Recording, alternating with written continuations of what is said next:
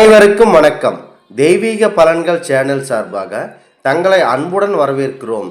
இன்று நம் காணொளியில் காண விரும்புவது பாம்பு பால் குடிக்குமா இல்லையா, உண்மை நிலவரம் என்ன என்பதை பற்றி இந்த காணொளியில் விரிவாக பார்க்கலாம். வாருங்கள் காணொளிக்கு செல்லலாம். மறக்காமல் ஒரு சப்ஸ்கிரைப் செய்யவும். பொதுவாக பூமியில் உள்ள சில உயிரினங்கள் திரவ நிலையில் உள்ள நீர் போன்ற ஆகாரத்தை உறிஞ்சி குடிக்கின்றன. ஆனால் பாம்பானது நீர் போன்ற ஆதாரத்தை உறிஞ்சி குடிக்க உதவும் அமைப்பு அதன் வாய்ப்பகுதியில் உள்ளே இல்லை.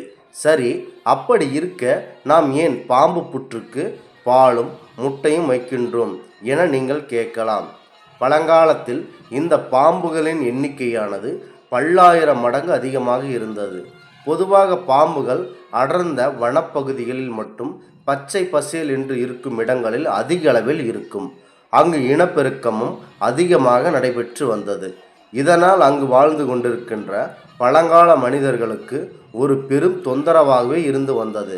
மேலும் நிறைய உயிர் பலிகளுக்கு அங்கு ஏற்பட்டு கொண்டு வந்தது.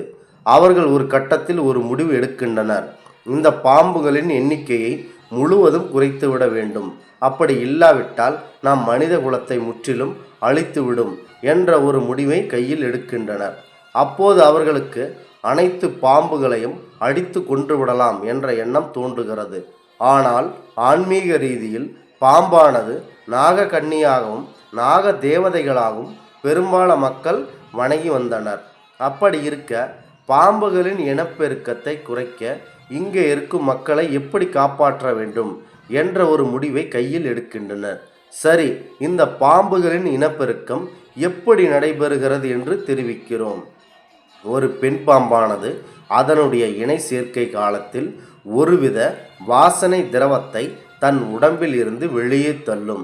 அது காற்றில் அந்த வாசனை முழுக்க கலந்து பல அடி தூரம் உள்ள ஆண் பாம்பினை சென்று அந்த வாசனை சேரும். அந்த வாசனையை நுகர்ந்து கொண்டு ஆண் பாம்பானது அந்த பெண் பாம்பு இருக்கும் இடத்தை நோக்கி வேகமாக வரும். அந்த இடத்தில் இன சேர்க்கை இனப்பெருக்கை நடைபெறும். அப்போதுதான் பாம்புகளின் எண்ணிக்கை அதிகமாகிக் கொண்டே இருந்தது. இவற்றை கூர்ந்து கவனித்த அந்த மக்கள் அனைவரும் பாம்பு இருக்கும் இடமான புற்றுக்கு அருகில் சென்று அதிக அளவில் பாம்பு குட்டிகளை போடுகிறது.